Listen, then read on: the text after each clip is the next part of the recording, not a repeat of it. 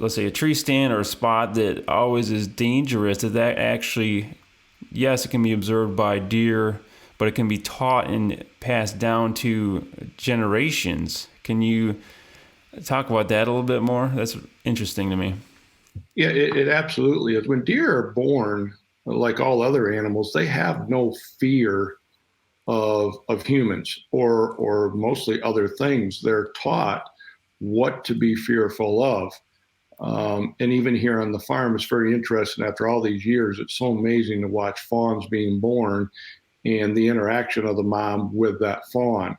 Um, when they're first born, the first 2, 3 days, if you're out there, they'll come right up to you. They have no fear of me. I'm no danger. I'm no threat. I'm not hurting them. But if mom is there with them, she'll snort or she'll blow or she'll stomp her foot, and immediately that fawn drops to the ground. And now they're not only understanding that the look of me is dangerous, but the smell of me is dangerous, or the machine that I'm on, the noise is a danger.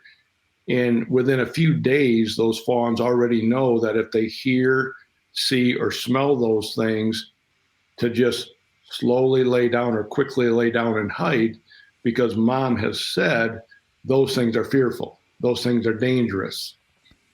Just like we as parents with our kids, there are certain things they don't know are dangerous, but we have to tell them, though, a hot stove is dangerous. The deer are the same way. It's a learned trait. It's a passed on trait.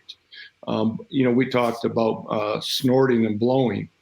That's a learned trait. It's not genetically bred into them. And I can prove it because the deer on my farm, they don't blow very often. Now in the spring when they have fawns, I allow them to snort and blow. But any other time of the year, if I have a snorter or a blower, she gets called out of the herd or he gets called out of the herd immediately. And what we have found over the last 15, 20 years, we don't have deer that do that. They might stomp their foot, they might kind of get jittery, but very seldom will we ever hear a deer blow because we've taken it out of the repertoire. We've eliminated that on this farm, and that helps keep everybody calmer. So how does that transpose to a hunter? Well, if you got a doe in that area that just is constantly coming in, causing a disruption and blowing and snorting and stomping, take her out of the equation. You're probably going to have to take the offspring out of the equation as well because they've already learned the trait. But you can eliminate it in your area if you do that. Yeah, that's an interesting one, and I would think also it translates to kind of what you said earlier. This idea that we get stands in certain spots that we like, that we use habitually because hey, they're good spots, or they're where I shot this one years ago.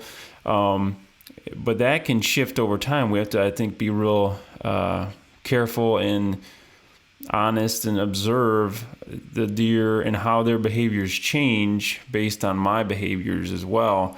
And the idea of, maybe I should be moving my stands around a little more, or being careful not to overhunt certain spots, because if I'm hearing you right, that deer will associate those spots and start avoiding them, and that can be passed along to fawns, and they just learn to avoid certain areas on a property.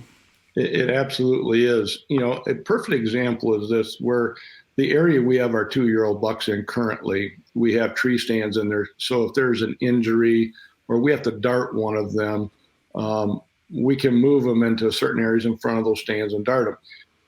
Just over the summer, those bucks, all of them will learn where those stands are at. And when we go to move them, by the end of the summer, when we go to move them, they're apprehensive to go to any of those corners because they know they're pushing us, so something's not right. So when we go to actually move them up to the ranches, we have to move them to a whole new pen where we have tree stands set up in other areas that they're not familiar with.